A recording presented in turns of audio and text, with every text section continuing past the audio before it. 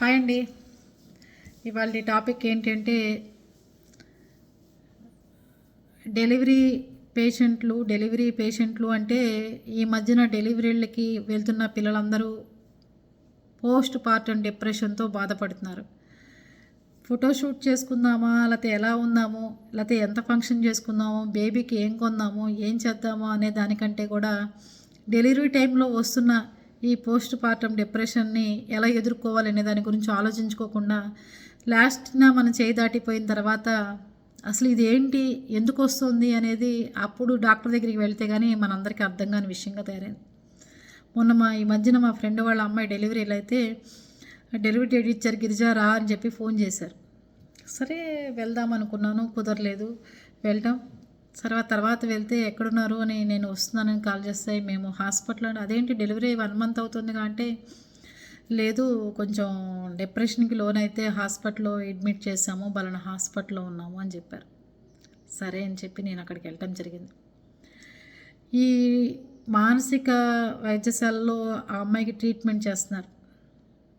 ఏంటి అంటే పాపని పాలు ఇవ్వకపోవటం, హస్బెండ్ని కొట్టడం, అత్తగారంటే చంపడానికి వస్తుందని చెప్పి మాట్లాడటం, తల్లిదండ్రులను తిట్టడం, పాపను చూస్తే కింద పడేయాలనిపించటం, లేదంటే తను సూసైడ్ చేసుకోవాలనిపించడం, పెద్దగా అరవటం, ఏదైనా భోజనం పెడితే ప్లేట్లు విసిరేయటం, హస్బెండ్ని చూడంగానే వాడు నన్ను ఏదో చేస్తున్నాడు, నన్ను వేరే వాళ్ళకి నన్ను అప్పచెప్పాలని చూస్తున్నాడని వేరే పిచ్చి మాటలు మాట్లాడటం. ఇంకోటి కూడా ఏం చెప్పింది, అత్తగారు వేరే ఊర్లో ఉంటే వాళ్ళ డాడీ పొద్దున్న రాగానే చెప్తుంది, డాడీ నన్ను ఆ రాత్రి అత్తయ్య చంపైపోయింది, నేను తప్పించుకున్నాను, లేకపోతే నన్ను ఊరేసేసేది డాడీ అని చెప్తే వాళ్ళ డాడీ చెప్పారు, అమ్మ అత్తయ్య ఇక్కడ లేదు, మీ అత్తగారు వేరే ఊర్లో ఉన్నారంటే నేను చెప్పేది అబద్ధం అనుకుంటున్నావు నువ్వు, నేను చెప్పేవని నిజాలు, మీరే నన్ను ఇట్లా కావాలని చిత్రించి వాళ్ళకి అప్పచెప్పి నన్ను చంపాలని చూస్తున్నారు అని చెప్తాను. ఈ పోస్ట్ పార్టమ్ అనే డిప్రెషన్లో పిల్లలు ఎంత ఒత్తిడికి గురవుతున్నారు అంటే ఆఖరికి 2 నెలలు 1 మంత్ బేబీల్ని మానసిక వైద్యశాలకు తీసుకొచ్చి తల్లులు ఈసీటీలు పెట్టించుకుంటే పాప మా హస్బెండ్లో ఆ పసిపిల్లల్ని పెట్టుకుని అత్తగారులు ఎంతో ఇదిగా ట్రీట్మెంట్ చేయిస్తున్నారండి కోడలికి.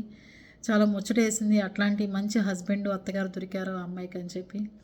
కానీ ఆ అమ్మాయికి ఆ రోజుతోనే తగ్గిపోతుందని మనం అనుకున్నాం. ఇప్పుడు అమ్మాయి కనీసం 9th మంత్ వచ్చింది, కానీ ఆ అమ్మాయికి ఏమాత్రం కొంచెం కూడా తగ్గకపోగా ఎప్పుడు చూసినా నెలల తరబడి హాస్పిటల్లో ఉండటం, ఈ పాపని ఇంట్లో వదిలేయటం, పాపను పట్టించుకోకపోవటం, అసలు ఆ పాప తనకి పుట్టిందన్నట్టుగా ప్రవర్తించకపోవటం, హస్బెండ్ ఒకళ్ళు ఉన్నారు మనం అత్తగారింటికి వెళ్ళాలనుకోవటం, కానీ అలాంటివి ఏవీ లేకుండా డెలివరీకి ముందు డెలివరీ తర్వాత అమ్మాయిలో ఎంత మార్పు అనేది ఉంటుంది ఆ పాపలో అని చెప్పి నేను అసలు ఊహించలేదండి.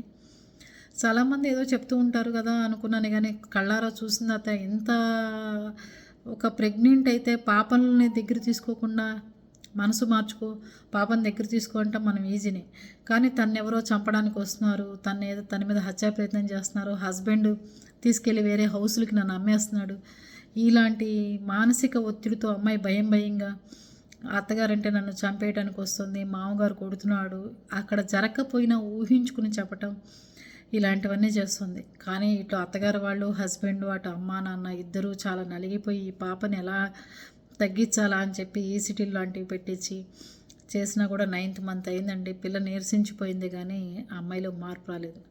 కనుక డెలివరీలో ఉన్నప్పుడే మీరు 7th మంత్ 8th మంత్ నుంచి చక్కగా మీకు తగ్గట్టుగా ఏదైనా మంచి పుస్తకాలు చదువుకోవటం, తల్లిదండ్రుల దగ్గర ఉండి మంచిగా ఏదైనా పురాణాలు లాంటివి ఏదైనా వినటం, ఏదైనా మంచి సంగీతాలు వినటం, మంచిగా ఉండి మంచి ఫుడ్ తినటం, ఎక్కడన్నా మీలాంటి ఫామ్ హౌస్లో పొలాల దగ్గరికి వెళ్ళి ప్రశాంతమైన వాతావరణంలో గడుపుతుంటే ఇలాంటి లక్షణాలు రావేమో అని అనిపించింది నాకు. కానీ ఆ పాపను చూసిన తర్వాత ఇది ఎప్పటికి తగ్గుతుంది, ఆ పాపని ఎప్పటికి తన దగ్గరికి తీసుకుంటుంది, కనీసం నవ్వినా తన దగ్గరికి వచ్చినా కూడా తోసేయటం, ఇలాంటివన్నీ చేస్తుందండి.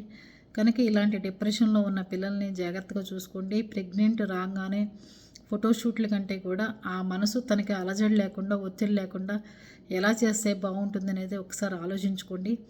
రాకముందే చక్కగా మంచి కౌన్సిలింగ్లు ఇప్పించుకోవడమో, లేకపోతే మంచి ఆ అమ్మాయి కూడా 9th మంత్ వచ్చిన రోజు కూడా షాపింగ్ చేసుకుని వచ్చింది. 9th మంత్ వచ్చి డెలివరీ డేట్ రేపు అనంగా కూడా ముందు రోజు షాపింగ్కి వెళ్ళింది, మంచిగా ఉంది, పాపకు కావాల్సినవన్నీ కొనుక్కుంది, అంతా బాగుంది, అందరు మా మా నార్మల్ మనుషులానే ఉంది. కానీ డెలివరీ అయిన 3వ రోజు దగ్గర నుంచి మనిషిలో మార్పులు, అరవటాలు, కేకలు పెట్టడాలు, హస్బెండ్ని కొట్టడం, తల్లిదండ్రులను తిట్టడం, అత్తగారిని చూడంగానే చంపేయాలనిపించడం, అత్తగారు నన్నే చంపైపోయిందని చెప్పడం, ఇట్లాంటివన్నీ చేస్తున్నారు. దయచేసి పేరెంట్స్ కూడా ఇలాంటి పిల్లలు ఉన్నప్పుడు హస్బెండ్లు కూడా అలాంటి భార్యలను కనిపెట్టుకుని ఉండండి. చక్కగా మంచి సపోర్ట్ ఇవ్వండి. అతను చూస్తే చాలా ముచ్చట అనిపించింది నాకు. భార్యకి చక్కగా కాళ్ళు ఒత్తుతూ చక్కగా దగ్గర కూర్చుని ఎంత పొమ్మని చిరాకుగా అమ్మాయి మొహం పెట్టినా కూడా చాలా ప్రశాంతంగా అమ్మాయిని చూసుకుంటున్నాడు. ప్రతి హస్బెండ్ భార్యలకి సపోర్ట్ చేయండి. ఇలాంటి టైంలోనే వెనకాల తోడుగా నిలబడాలండి.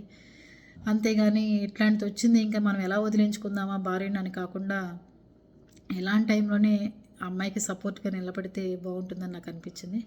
ఓకేనా? ఇలాంటి ప్రాబ్లమ్స్ ఏమీ రాకుండా పిల్లలకి మంచి మంచి సంగీతము, మంచి చక్కగా గుళ్ళకి, మంచిగా ఉన్న ఫామ్ హౌస్లకు, పొలాలకు, పక్షుల మధ్య ఇలాంటి ప్రశాంతమైన వాతావరణంలో గడుపుతుంటే ఇలాంటి వ్యాధికి గురవకుండా ఉంటారు. ఓకేనా? బాయ్ అండి.